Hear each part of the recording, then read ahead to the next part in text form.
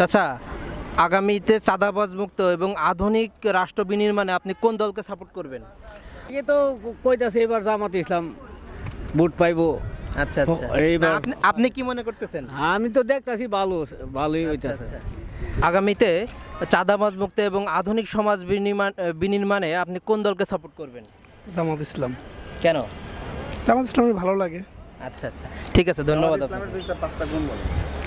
আসলে গুণ কি সেটা বলতে পারবো না, আমি একজন মুসলিম, সেই হিসেবে আমি জামাত ইসলামকে সাপোর্ট করি। ঠিক আছে, ধন্যবাদ। আগামীতে চাঁদাবাজ মুক্ত এবং আধুনিক সমাজ বিনির্মাণে আপনি কোন দলকে সাপোর্ট করবেন? চাঁদাবাজ মুক্তই তো আমরা চাই এবং এই দলকে তো আমরা সাপোর্ট করি। জানি এদেশে চাঁদাবাজ মুক্ত হয়, শান্তি হয়, এদেশের মানুষ জানি শান্তিতে বসবাস করতে পারে। এই শান্তিতে বসবাস করার জন্য আপনি কোন দলকে সাপোর্ট করবেন? শান্তিতে আনবার চাই জামাত ইসলাম।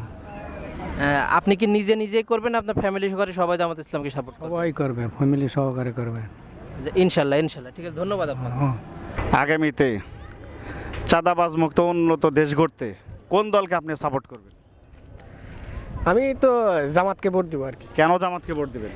কারণ জামাতে এই পর্যন্ত ক্ষমতায় আসেনি, তারা তাদের ক্ষমতার শাসন আমল দেখতে চায় আর কি। আর জামাতের ভিতরে ভালো গুণ আছে, এরকম কয়েকটা গুণ বলতে পারবেন? জামাতের ভিতরে ভালো গুণ হচ্ছে ওদের দলে সবাই পাঁচ ওয়াক্ত করে নামাজ পড়তে হবে, এটা ওদের ভালো গুণ। মানে ওদের যারা দল করে সবাই 5 ওয়াক্ত নামাজ পড়ে, হ্যাঁ, এটা একটা ভালো গুণ। আচ্ছা, ঠিক আছে। তারা তারা চাঁদাবাজি করে না, মানে তারা মানে ইয়ের ভিতরে নেই আর কি, পরোপকারী জয় জামালার ভিতরে নাই। জয় জামালের ভিতরে নেই এবং তারা অধিকাংশ শিক্ষিত, স্মার্ট, মার্জিত, তাই না? ধন্যবাদ।